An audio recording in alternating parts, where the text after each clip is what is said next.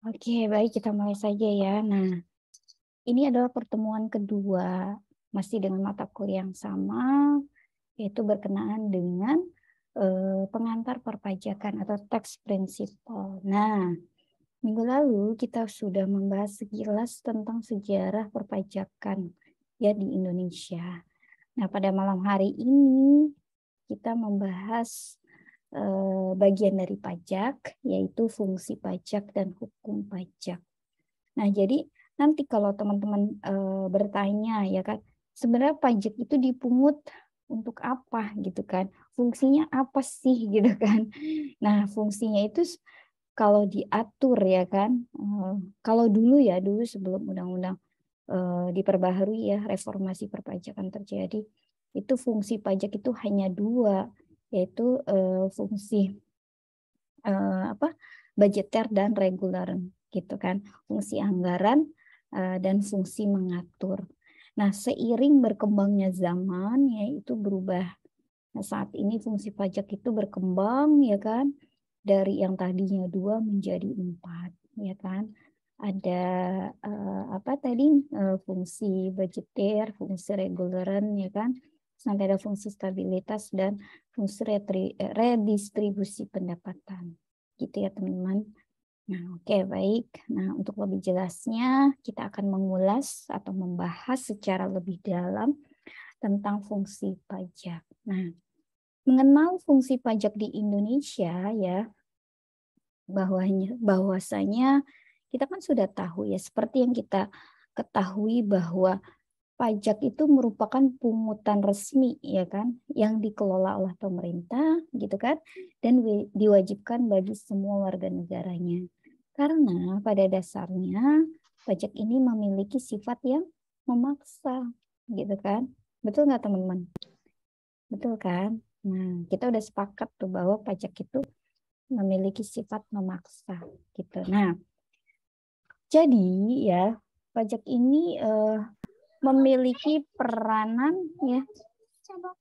Iya, sebentar. Maaf. Jadi pajak ini memiliki peranan yang sangat penting dalam kehidupan bernegara. Kenapa gitu kan? Ya karena tadi pungutannya ya kan dibebankan kepada kepada setiap wajib pajak. Betul kan? Nah, bukan setiap warga negara tapi setiap wajib pajak itu pungutannya dibebankan. Nah, sehingga dari pajak tadi yang dipungut ya atau yang dibebankan kepada setiap wajib pajak ya kan, nah nanti dipergunakan untuk kesejahteraan dan kemakmuran rakyatnya gitu teman-teman ya. Nah, termasuk digunakan sebagai pendapatan negara untuk membiayai semua kebutuhan atau pengeluaran ya, tak terkecuali pengeluaran yang bertujuan dengan pembangunan negara. Oke, gitu ya. Nah, terus kemudian kalau kita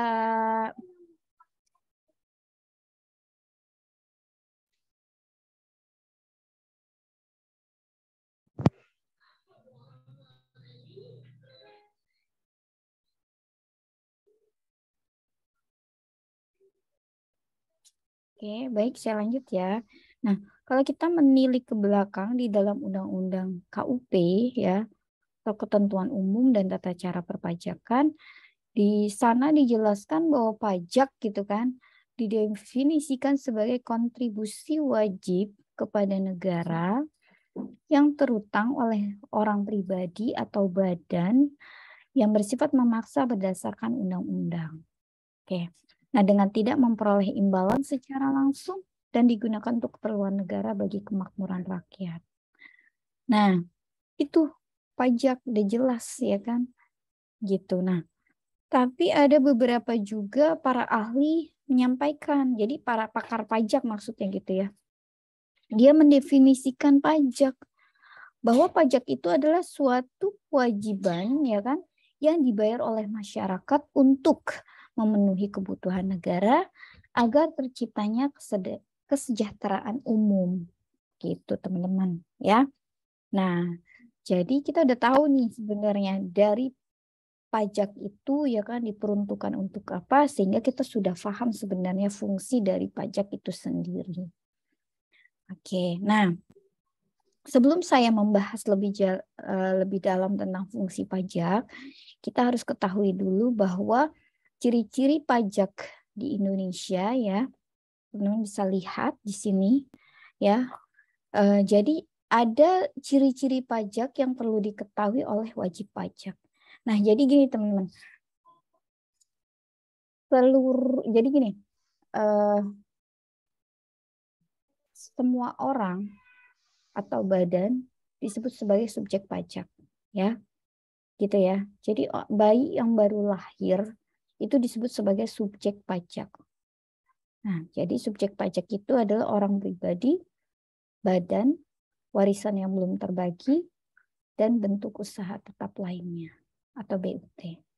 Nah, tapi tidak semua itu disebut sebagai wajib pajak. Nah, jadi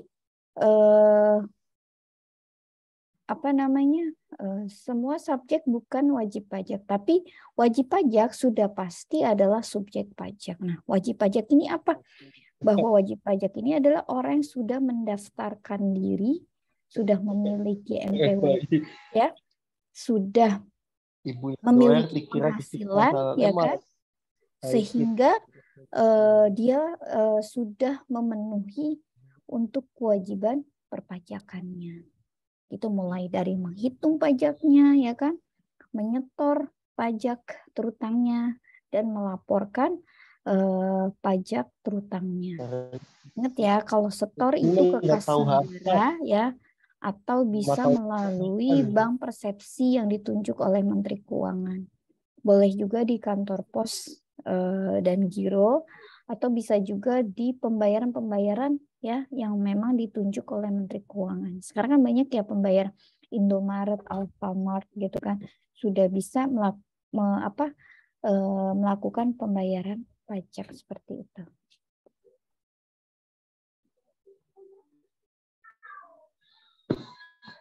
Sebel aku punya modelan. Nah, jadi gitu ya teman-teman. Nah, lalu apa nih ciri-ciri pajak di Indonesia? Nah, tadi kita udah tahu bahwa pajak merupakan suatu kontribusi ya. Kontribusi yang wajib, bersifat memaksa, tidak mendapat imbalan, dan juga memiliki dasar hukum yang kuat. Oke, terima kasih Rio. Ya, merupakan kontribusi wajib. Apa yang dikontribusikan gitu kan? Itu dari setiap penghasilan yang diterima oleh wajib pajak, maka dipotong gitu kan. Dipotong pajak sesuai dengan aturan gitu. Nah, terus kemudian bersifat memaksa, ya, bersifat memaksa. Ya, tidak. Bentar ya. Oke, baik. Nah, izin saya menjelaskan lagi ya. Nah, tadi ya yang pertama adalah merupakan kontribusi wajib. Artinya gini, setiap pihak, baik orang pribadi atau badan, memiliki kewajiban yang sama untuk membayarkan pajaknya. Nah, namun berdasarkan undang-undang yang berlaku, kewajiban ini dapat dijalankan oleh warga negara yang telah memenuhi syarat subjektif dan objektif sebagai wajib pajak. Syarat subjektif berarti dia bisa orang pribadi atau badan ya yang memiliki penghasilan, ya kan? Nah, syarat subjektifnya orang pribadi atau badan atau warisan ya, atau bisa juga tadi bentuk usaha tetap ya BUT. Nah, objektifnya adalah penghasilan ya sebagai wajib pajak itu yang pertama. Nah, yang kedua bersifat memaksa bagi setiap warga negara. Nah, maksudnya gimana? Ciri ini merupakan salah satu ciri pajak yang wajib dijalankan apabila pihak di sini dalam artian orang pribadi atau badan ya, yang telah memenuhi syarat subjektif dan objektif tadi ya untuk membayar pajak. Nah, maka di sini dalam undang-undang yang mengatur tentang perpajakan dijelaskan bahwa seseorang dengan sengaja tidak membayarkan pajak yang seharusnya dibayarkan, maka dapat dikenakan sanksi administrasi atau hukuman pidana sesuai dengan ketentuan undang-undang yang berlaku. Gitu teman-teman, karena sifatnya memaksa, suka nggak suka, ya kan? Mau nggak mau ya harus dilaksanakan gitu. Oke, sebentar ya teman-teman.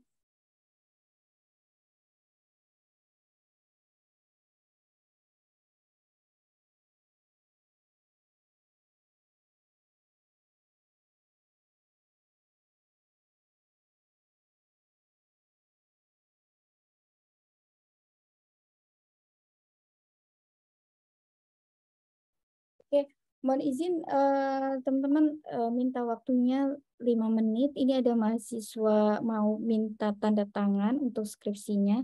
Minta tolong sebentar ya waktunya. Terima kasih.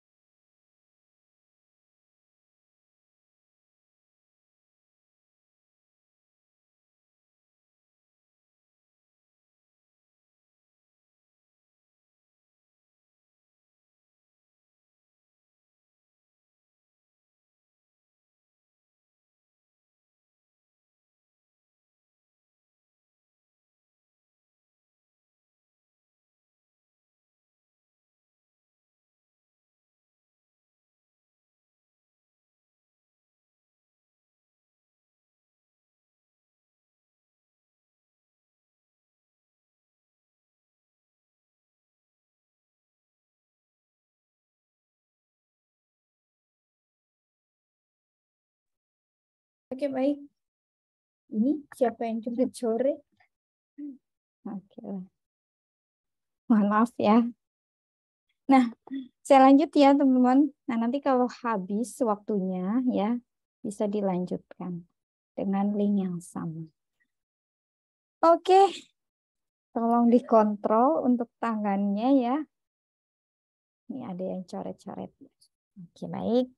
Nah, tadi ya, yang ketiga warga negara tidak mendapatkan imbalan langsung. Karena pajak merupakan salah satu cara untuk memeratakan pendapatan warga negaranya, lain halnya dengan retribusi yang dimana ketika mendapatkan suatu manfaat tertentu, maka kita harus membayar atas manfaat yang kita terima. Nah, kalau berkaitan dengan pajak, maksudnya gini, apabila kita membayar pajak yang memang seharusnya dibayarkan ya, atau pajak terutangnya, atau dibebankan kepada kita gitu kan, maka wajib pajak tidak langsung menerima manfaat dari sejumlah pajak yang telah dibayarkan tadi gitu. Nah, melainkan dari manfaat pajak ini, wajib pajak dapat merasakan fasilitas-fasilitas yang melalui fasilitas atau sarana dan prasarana yang disediakan oleh pemerintah bagi kemakmuran rakyatnya. Oke, nah, minggu lalu saya sudah menjelaskan juga perihal ini. Ya, oke, yang terakhir adalah memiliki dasar hukum yang kuat. Ya, karena gini, dalam hal ini ya memiliki arti bahwa pajak merupakan kebijakan yang telah ditetapkan oleh pemerintah dan tertuang dalam undang-undang negara yang berkaitan dengan perpajakan dan memiliki hukum yang mengikat dan sah.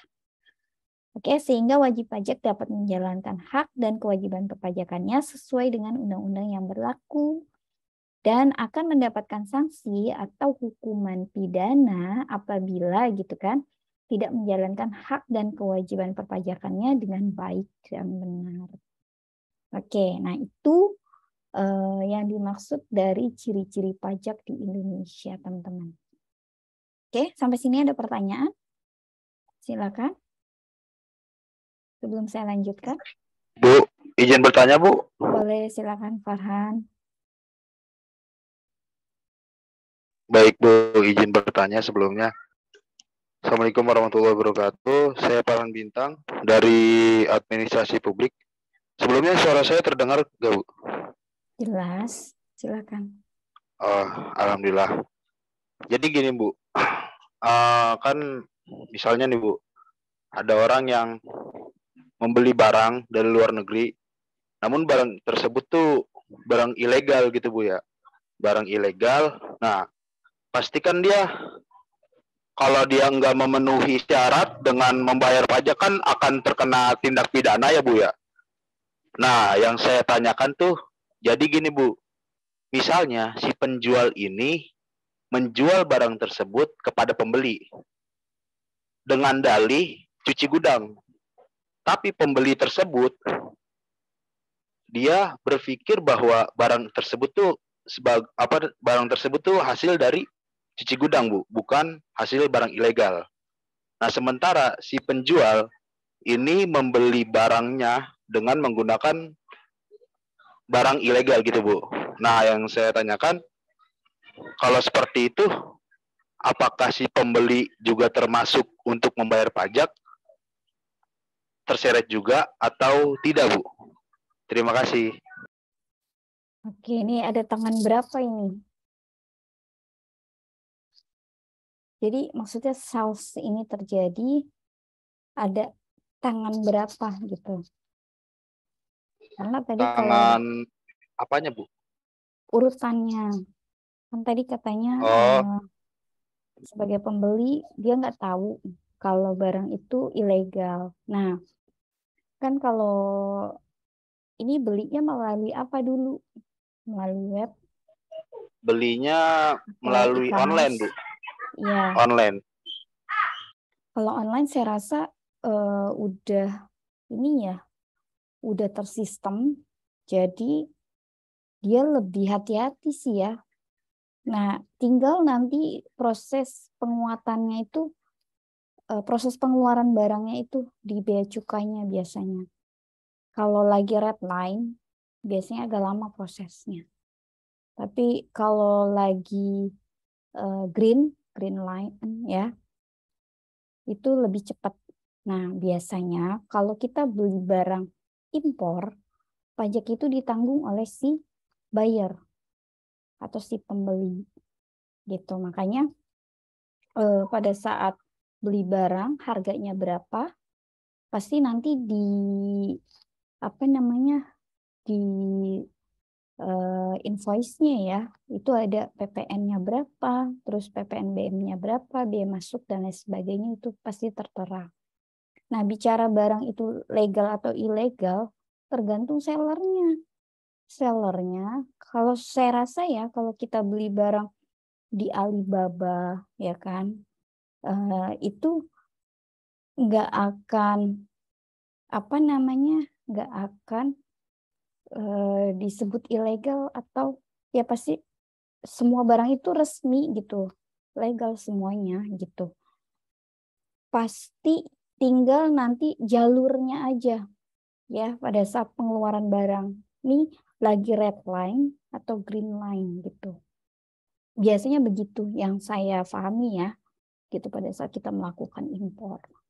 Gitu. Kalau dulu memang tuh sempat red line, jadi barang-barang yang kita impor dari luar negeri ya, itu prosesnya lama, melalui berapa tahapan di bea cukainya lama pada saat pengeluaran barangnya lama. Kalau lagi red line, karena biasanya kalau red line itu macam-macam lah, gitu kan, dicek dulu barangnya, ya kan. Terus kemudian nanti ada ini legal atau ilegal gitu dan lain sebagainya gitu. Kalau melalui e-commerce saat ini sih ya sejauh ini tuh kayaknya nggak mungkin kalau barang itu ilegal gitu. Ilegal itu kan biasanya terjadi pada saat si seller itu mengirim barangnya tanpa izin gitu kan.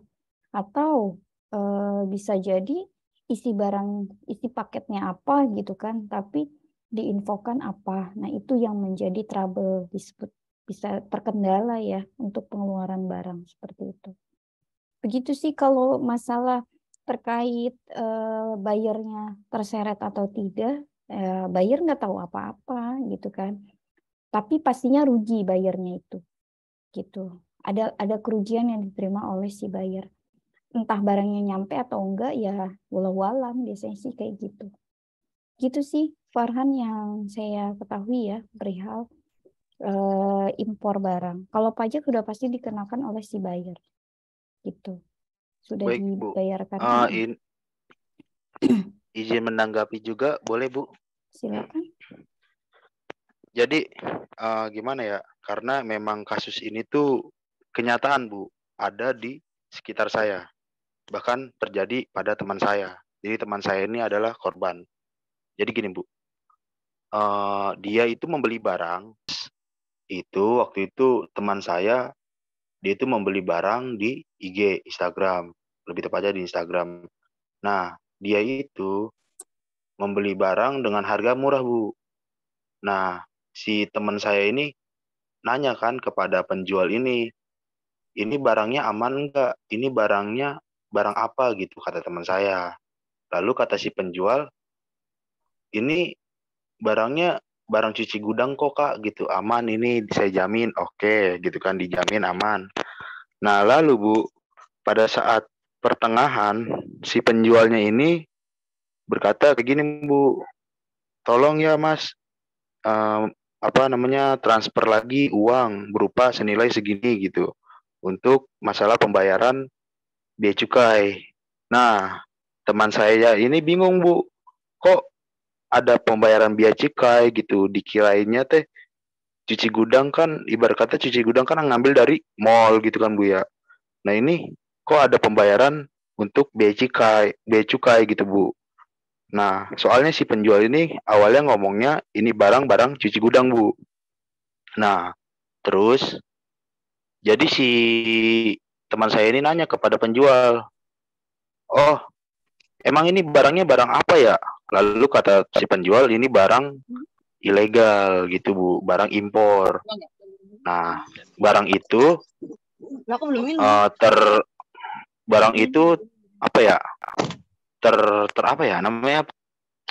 Berhenti di Batam Bu. Nah, terus si teman saya ini disuruh bayar. Kalau nggak bayar, katanya bakal dibawa ke pidana.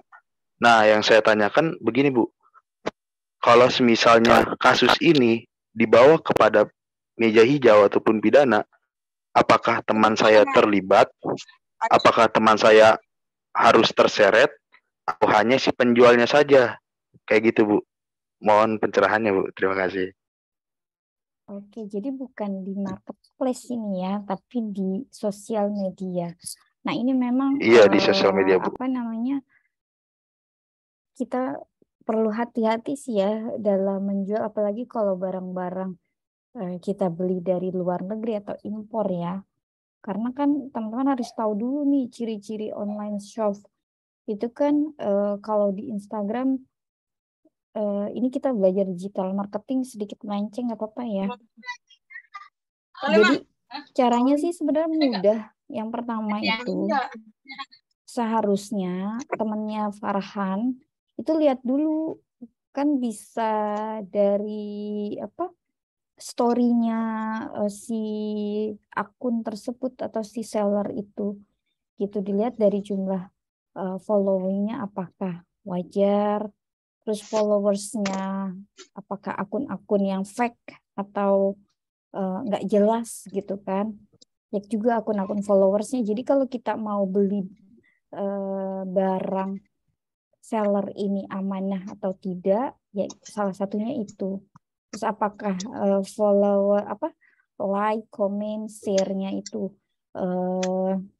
sebanding ya atau enggak. Nah, nanti terlihat gitu terus kualitas produknya. Kan kalau kita jualan di sosmed itu kan ya lebih melihat foto produknya, ya kan? Terus lihat di bio-nya, ya kan? Nah, biasa kalau sekarang orang udah canggih ya, penjualan Instagram apa namanya memiliki seller yang memiliki akun Instagram biasanya diarahkan ke marketplace-nya gitu. Kecuali memang dia karena sekarang Instagram udah jadi bisnis ya, ada shop-nya ya kan, ada toko online-nya.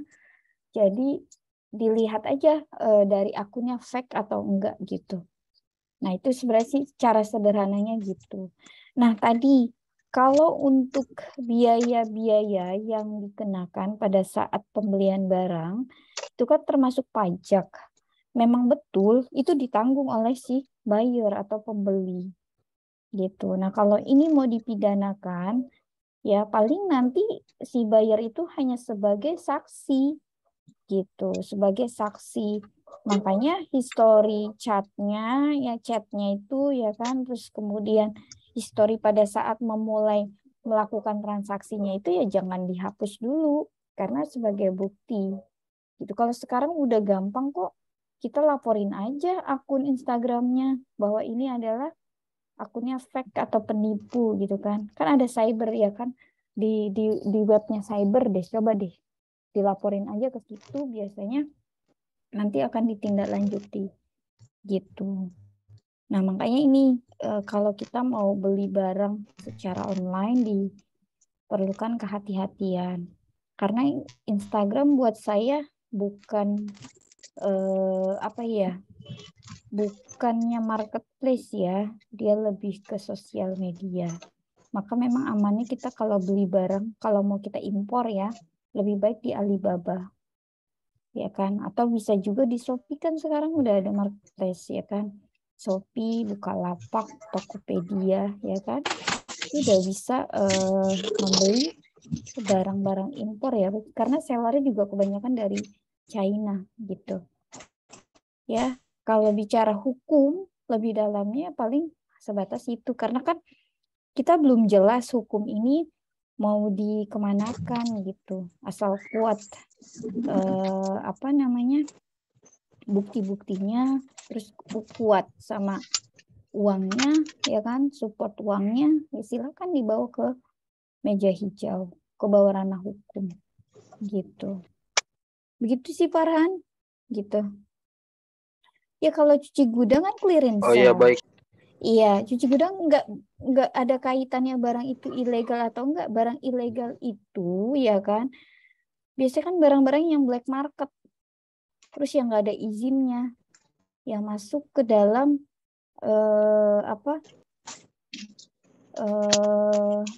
jadi nggak bisa ini ya.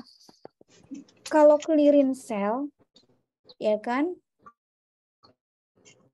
ya memang lagi momennya gitu kan, memang lagi momennya. Coba aja diperhatiin deh, di situ ada komen-komen dari si customernya nggak di Instagramnya gitu. Jadi nggak bisa kita menyimpulkan bahwa itu barang ilegal. Sebenarnya sih menurut saya ya, kalau barang clearance sale itu bukan barang ilegal. Ilegal itu adalah pada saat mengirim barang itu prosesnya pajak-pajak dan lain sebagainya itu tidak dipenuhi, maka disebut sebagai barang ilegal. Gitu. Ya kan? Jadi izin-izinnya tuh nggak diurus. Kan kalau kita beli barang itu kan ada izinnya pakai per forwarder apa gitu kan, pakai jasa forwardernya gitu teman-teman. Jadi ya ini modus yang dilakukan oleh oknum ya, kalau saya bilang ya, transaksi jual beli. Jadi seolah-olah memang mengatasnamakan bea cukainya sebagai instansi yang bertugas memungut pungutan negara, dalam hal ini bea cukai. Nah, jadi biasanya si seller ya, seller ini modus ya kan, menghubungi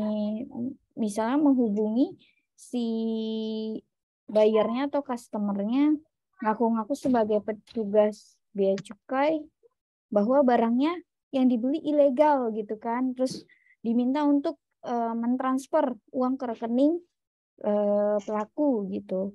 Ini sebenarnya modus ya. Coba deh, kalau Farhan amati ya, menilik ke belakang, ini beberapa tahun lalu, ini memang ramai tuh pada saat COVID juga ya, sebelum COVID yang dulu sempat redline. Jadi memang ada transaksi, jadi setelah transaksi jual beli itu terjadi, nah si oknum ini ya menghubungi korban mengaku sebagai petugas bea cukai. Nah, saya nggak tahu ya kasusnya temannya kamu begitu apa enggak. Nah, terus mengakui sebagai petugas bea cukai. Terus dia bilang bahwa barang yang Anda beli ini adalah ilegal dan tolong Anda transfer lagi, ya kan, untuk memenuhi kewajiban perpajakannya. Nah, jadi modus ini sebenarnya mayoritas, modus yang dialami oleh temannya Farhan itu udah mayoritas gitu. Nah, biasanya kalau itu nggak dipenuhi, si bayarnya tuh diancam. Nanti saya jemput ya sama polisi gitu. Nah, gitu. Kalau nggak ditransfer uangnya misalkan gitu. Atau saya pidanakan Anda gitu, diancam biasanya gitu. Nah, itu yang pertama tuh, kasus yang sempat booming dulu di bea cukai. Nah, yang modus yang kedua ya, itu ada modus lelang palsu. Nah, maksudnya apa dalam modus ini? Biasanya oknum mengatakan bahwa pihak bea cukai menyelenggarakan lelang tertutup tetapi resmi. Jadi lelang tertutup tapi resmi. Padahal kan enggak. Pajak ya, pihak pajak atau badan pelelangan ya aset negara itu biasanya mengadakan lelang itu terbuka gitu kan, karena kan yang belinya kan masyarakat umum ya enggak gitu, dari semua kalangan. Nah, ini banyak yang melakukan hal seperti itu. Nah, biasanya kalau informasi yang kita dapat tentang lelang ini yang tertutup tapi resmi, biasanya itu bisa melalui share di sosmed ya kan, misalkan broadcast di WhatsApp gitu kan, atau ada SMS yang secara blast gitu, harus SMS berantai lah seperti itu. Nah, nanti biasanya customer diminta untuk mentransfer uang gitu. Nah, terus modus ya banyak lah nih modus-modus yang terjadi gitu kan di kalangan dari bea cukai ini gitu. Nah, jadi coba deh tanyain secara mendalam sama temennya itu. Ditelepon sama si sellernya itu ngaku sebagai petugas bea cukai atau enggak, karena bisa jadi dia modus berdalih bahwa barang itu ilegal gitu. Bisa juga seperti itu gitu. Ya walau alam. Makanya penting kita berbelanja online ya. Kita harus tahu biar tidak kena penipuan. Makanya resmi-resmi aja gitu. Misalkan di Alibaba ya kan, atau di marketplace dan lain sebagainya. Kalau kita beli di e-commerce ya, di e-commerce pada saat barang itu tidak sesuai kan kita bisa mengajukan pengembalian barang gitu. Nanti kita tinggal buktikan saja bahwa barang tidak sesuai dengan pesanan ya kan. Terus nanti ada pengembalian barang dengan sejumlah uang sekian, atau barang tidak dikembalikan tapi uang si buyer di rebound gitu kan, dan sebagainya. Begitu sih Farhan paling. Makanya saya nggak tahu nih kasusnya dari pihak ilegalnya itu seperti apa gitu. Setahu saya kalau barang ilegal itu ya memang nggak bisa dikeluarin di bea cukainya gitu, karena surat-suratnya nggak resmi ya kan gitu. Baik Bu, terima kasih Bu. Oke, semoga bisa menambah informasi ya gitu. Oke, baik. Ada yang mau ditanyakan lagi sebelum saya lanjutkan? Gimana yang lain?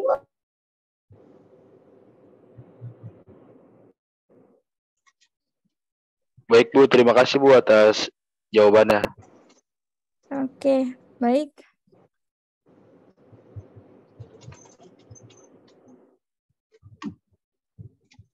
Oke, baik, saya lanjutkan ya. Nah, tadi terkait dengan ciri-ciri pajak ya. Nah, terus yang disampaikan sama Farhan tadi adalah kasus yang terjadi di bea cukai. Ya, coba Farhan sampaikan ke temennya deh. Coba cek deh di www.beacukai.go.id/barang kiriman gitu. Nanti ketahuan tuh barang kiriman itu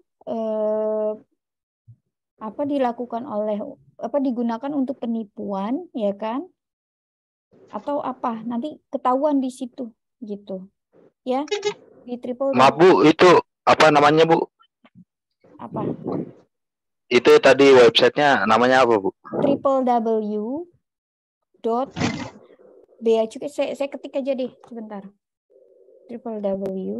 bentar ya, www.beacukai ya kan .go.id/barang kiriman. Ini kejadiannya kapan? Baru apa udah lama? Baru Bu. Baru. Oke, coba aja nanti baru dicek kemarin ya. Bu. Oh, baru kemarin. Gitu. Nanti kalau enggak hubungi ini aja, petugas bea cukai ya. Atau datang langsung aja ke kantor bea cukai terdekat. Nah, sekarang udah zamannya sosial media. Nah, bisa aja hubungin melalui Twitter.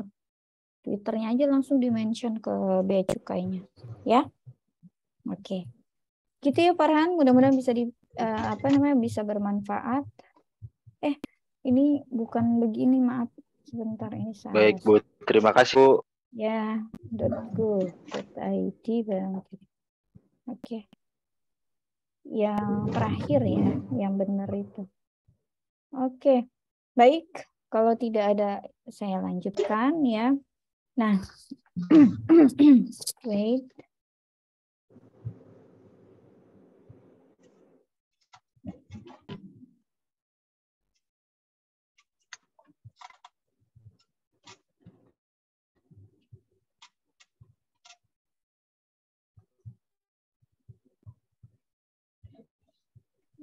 Nah, lalu apa nih fungsi dari pajak ya? Kita lanjut lagi ya teman-teman ya. Lalu apa nih fungsi dari pajak? Nah, yang pertama fungsi pajak ya, setelah kita tadi pahami ciri-cirinya ya, maka kita mengetahui yang namanya fungsi pajak ya. Nah, jadi fungsi pajak yang selama ini dibayarkan oleh wajib pajak apa aja sih gitu kan? Yang pertama ada fungsi anggaran atau budgeter.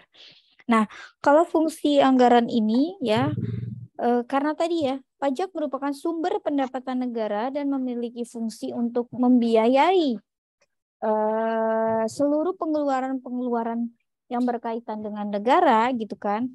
Maka pada dasarnya basically ya, negara membutuhkan biaya untuk menjalankan tugas-tugas rutinnya gitu kan. Agar apa?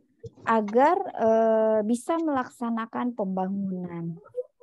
Nah, gitu. Nah, jadi biaya-biaya yang diperlukan oleh negara ya, nah inilah diperoleh dari penerimaan pajak. Ingat ya, sebagaimana yang saya sampaikan pertemuan minggu lalu bahwa penerimaan negara Indonesia saat ini terbesar dari pajak.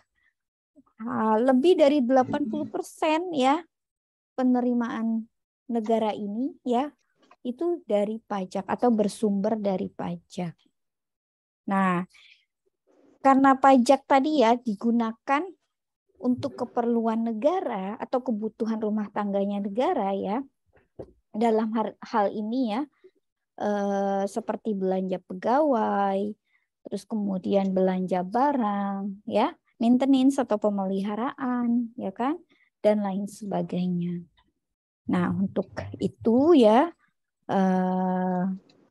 ada juga yang berkaitan dengan pembiayaan pembangunan. Misalkan biaya yang digunakan berasal dari tabungan pemerintah ya, atau dari penerimaan dalam negeri yang dikurangi dengan pengeluaran rutin. Nah, kalau untuk tabungan pemerintah ini perlu ditingkatkan setiap tahunnya dan menyesuaikan dengan kebutuhan pembiayaan pembangunan yang semakin meningkat. Dan peningkatan akan tabungan pemerintah ini diharapkan juga dapat berasal dari sektor pajak. Contohnya, misalkan gini, pembiayaan kegiatan rutin, belanja negara, belanja pegawai, ya kan, anggaran pembangunan, dan lain sebagainya. Jadi sarana dan infrastruktur yang ada di negara ini yang diperuntukkan kepada rakyat, yaitu bersumber dari atau disebut sebagai pembiayaan kegiatan rutin negara. Makanya di sini adanya fungsi dari anggaran, atau budgeter. Nah, yang kedua adalah fungsi mengatur atau regular, gitu kan. Melalui kebijaksanaan pajak ya dapat membantu pemerintah dalam mengatur pertumbuhan ekonomi. Melalui fungsi mengatur ini, pajak diharapkan dapat digunakan sebagai alat untuk mencapai sebuah tujuan. Nah, tujuannya apa nih? Goals-nya negara apa sih? Yang pasti adalah kesejahteraan rakyatnya, adil, ya kan, aman, sponsor, dan lain sebagainya. Nah, makanya di sini fungsi reguleran ya, itu bisa dikatakan bahwa pajak ini bisa digunakan untuk menghambat lajunya inflasi. Betul kan? Nah, terus yang kedua, pajak bisa digunakan sebagai alat untuk mendorong dan meningkatkan kegiatan berupa ekspor. Misalnya seperti pajak ekspor barang.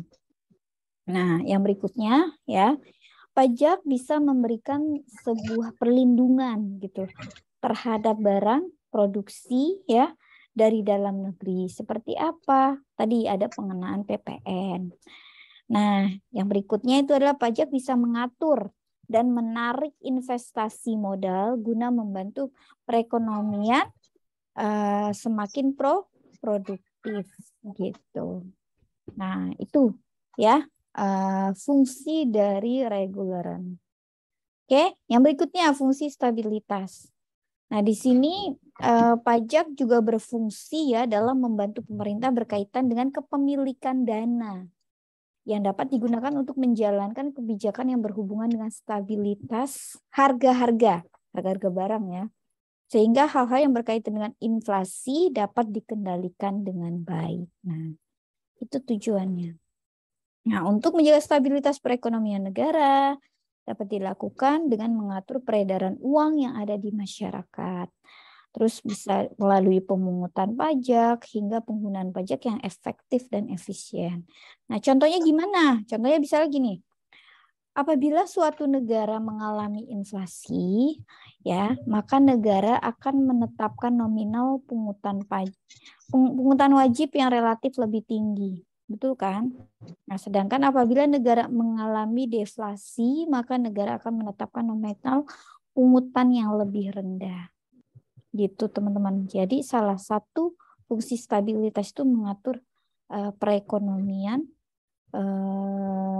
di Indonesia gitu ya. Nah, yang terakhir adalah fungsi redistribusi pendapatan. Nah, tadi karena pajak dipungut oleh pemerintah gitu kan atau negara, nantinya kan digunakan untuk apa? Untuk membiayai semua kepentingan umum, gitu kan? Termasuk ke dalamnya membiayai pembangunan negara ya, pembangunan negeri ini, terus kemudian membuka kesempatan atau peluang kerja yang dapat dimanfaatkan oleh warga negaranya bagi yang membutuhkan pekerjaan yang pada akhirnya berujung pada peningkatan pendapatan masyarakat. Betul kan? Semakin banyak lulusan ya kan atau sarjana atau lulusan sekolah ya SMA, sarjana, strata 1, strata 2, strata 3 dan seterusnya gitu kan. Kalau misalkan di Indonesia peluang penempatan kerja lebih banyak, sudah pastikan adanya pemerataan ya kan. Warga negara atau masyarakat bisa bekerja sesuai dengan bidangnya masing-masing gitu kan. Sesuai dengan keahliannya gitu kan. Soft skill-nya masing-masing. Nah, sehingga apa? Dengan masyarakat bekerja ya kan secara otomatis gitu kan secara automatically ya kan bisa meningkatkan pendapatan masyarakat. Nah, dari penghasilan yang diterima oleh masyarakat itu pastinya kan ada pemotongan pajaknya. Betul kan? PPh pasal 21 bisa jadi. Atau kalau dia punya usaha ya kan kewajiban misalkan di atas di bawah 4,8 UMKM ya dipotong 0,5% gitu.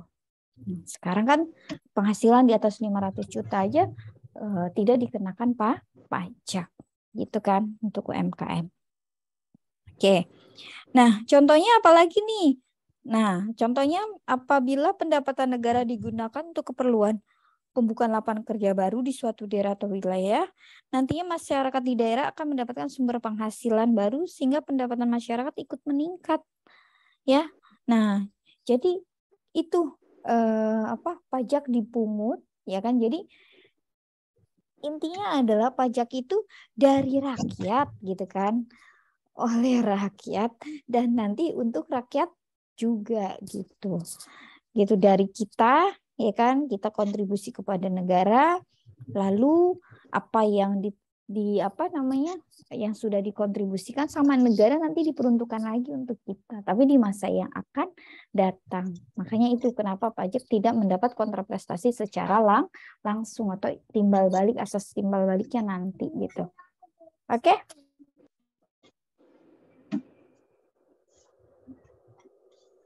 Baik. Itu ya teman-teman fungsi dari bentar ya saya.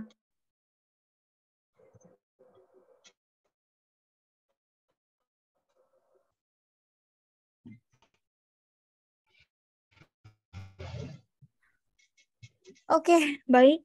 Saya lanjutkan ya teman-teman. Nah, lalu apa hukum pajak? Iya. Ya. Lalu apa hukum pajak? Nah, setelah kita ketahui tadi fungsi dari hukum pajak ya. Nah, kita tahu nih sebenarnya kedudukan hukum pajak di Indonesia itu seperti apa sih gitu kan? Nah, kita lihat di sini ya hukum. Nah, gini. Jadi kalau kita ingin memahami pajak secara mendalam, maka kita perlu mengetahui kedudukan hukum di Indonesia, gitu kan. Nah, jadi karena tadi balik lagi ya, pajak merupakan iuran kepada negara yang dapat dipaksakan, gitu kan, dan terutang bagi wajib pajak yang membayarnya sesuai dengan peraturan yang berlaku, gitu kan. Maka pajak tidak mendapatkan prestasi kembali yang langsung dapat ditunjuk serta berguna untuk membiayai pengeluaran umum gitu sehubungan dengan tugas negara untuk penyelenggaraan pemerintah. Nah, jadi intinya adalah gitu kan, karakteristik pokok dari pajak salah satunya adalah pemungutan yang harus berdasarkan undang-undang. Ingat ya di pasal 23 Undang-Undang Dasar 1445 ya. Dijelaskan seperti itu ya teman-teman. Nah, kenapa gitu kan? Hal ini disebabkan karena pada hakikatnya pajak adalah beban yang akan dipikul bersama oleh rakyat gitu. Sehingga dalam proses perumusannya ya memerlukan peran serta dari masyarakat. Nah, jadi sebelum ditentukan oleh si wakil-wakil dewan ya di parlemen atau Dewan Perwakilan Rakyat gitu. Nah, karena pajak ini nanti kan digunakan untuk membiayai pengeluaran umum pemerintah dalam menjalankan pemerintahan, dalam menjalankan sistem pemerintahan yang ada. Nah, jadi dana yang diterima dari pemungutan pajak ini ya diartikan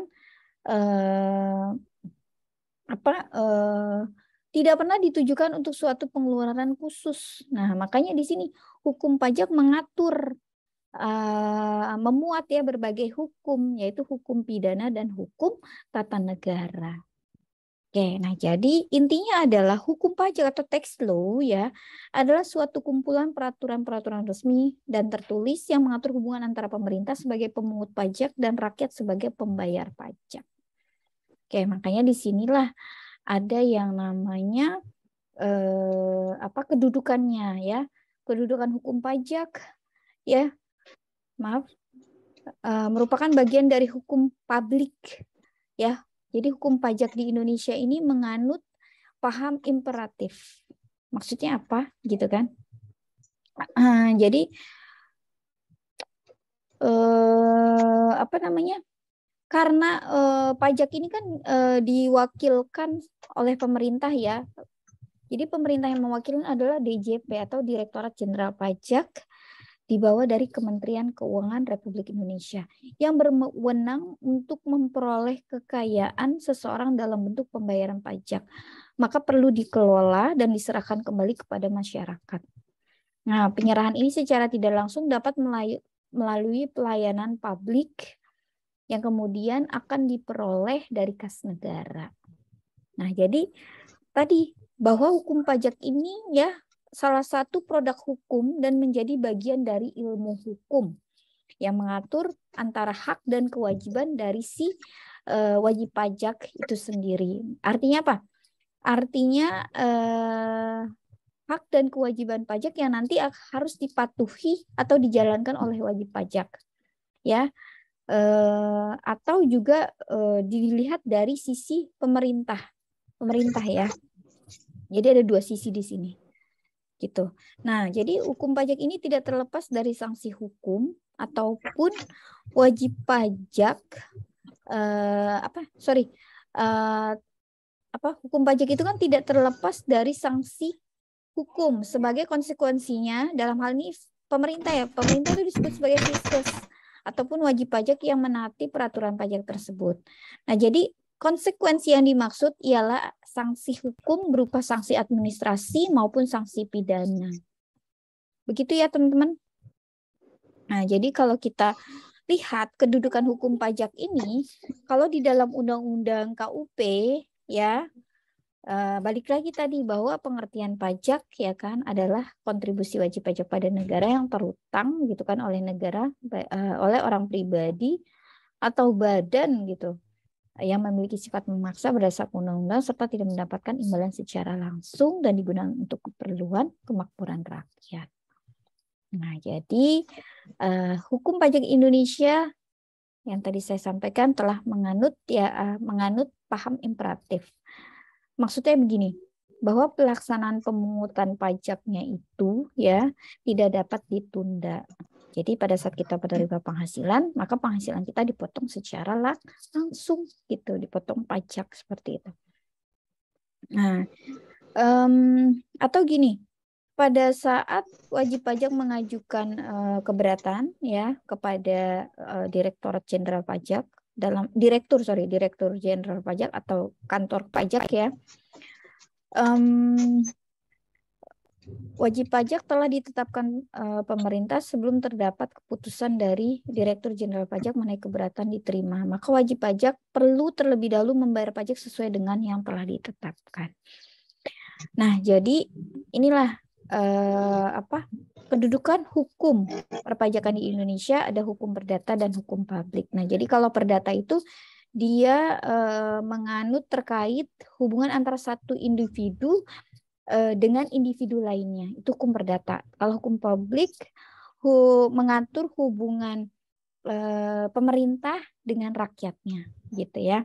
Di hukum publik ini bisa berupa hukum tata negara, hukum pajak, hukum pidana, dan hukum tata usaha negara atau hukum administrasi negara. Gitu ya. Nah, memang menarik kita kalau bicara tentang fungsi dan hukum pajak ini. Nah, sehingga muncullah nih di dalam hukum pajak ya, karena tadi hukum pajak kan mengatur hubungan antara pemerintah dan rakyat ya, atau dikenal dengan istilah hukum publik ya. Nah, makanya di sini muncul ada hukum pajak material dan hukum pajak formil. Hukum pajak material ini memuat norma-norma yang menjelaskan mengenai perbuatan, keadaan, peristiwa ya, hukum yang dikenai pajak atau dilihat dari objek pajaknya, penghasilannya berarti ya. Besaran yang dikenakan, berapa tarif pajaknya gitu kan, serta segala sesuatu yang berhubungan dengan timbul dan dihapusnya utang pajak dan dinas sanksi-sanksi dalam hubungan hukum antara pemerintah dan wajib pajak. Nah, jadi dilihat dari objeknya, subjeknya, tarif pajaknya. Nah, itu hukum pajak material. Kalau formil, berarti dia memuat terkait prosedur untuk mewujudkan hukum pajak material menjadi suatu kenyataan atau realisasinya. Nah, biasanya memuat tentang tata cara atau prosedur penetapan jumlah utang pajak, hak-hak Fiskus untuk pengadaan monitoring dan evaluasi. Nah, jadi selain itu menentukan kewajiban wajib pajak untuk mengadakan pembukuan, pencatatan, dan prosedur pengajuan surat keputusan atau banding. Oke, teman-teman, itulah yang dimaksud dari fungsi pajak dan kedudukan hukum pajak di Indonesia. Lebih kurangnya mohon maaf, mungkin itu yang bisa saya sampaikan pada malam hari ini. Ya, mudah-mudahan bisa bermanfaat untuk teman-teman. Sekian, karena sudah 7.30, saya kelupaan sampai ya saking excitednya menerangkan tentang fungsi dan hukum pajak. Oke, mungkin itu yang bisa saya sampaikan. Mohon izin sebelum mengakhiri perkuliahan saya mau take pic dulu sebagai bukti perkuliahan malam hari ini. Ya, teman-teman bisa disiapkan untuk kameranya ya di on cam. Oke, baik. Hitungan ketiga nanti siapkan berikan senyum yang terbaik ya, atau terserah mau gaya apalah ya. Oke, baik. Kalau saya nggak bisa soalnya saya yang ngetik gambarnya. Oke, baik. Siap semuanya? 1, 2, 3. Ya, siap. Oke, baik. Terima kasih buat teman-teman semua. Lebih kurangnya mohon maaf. Nanti bisa direview lagi materinya, dibaca lagi. Kalau ada pertanyaan, sampaikan aja di forum diskusi di grup kelas ya, di WhatsApp. Ya, jangan malu, sungkan untuk bertanya. Oke, sekali lagi saya ucapkan terima kasih. Selamat melanjutkan perkuliahan berikutnya. Wassalamualaikum warahmatullahi wabarakatuh. Waalaikumsalam warahmatullahi wabarakatuh.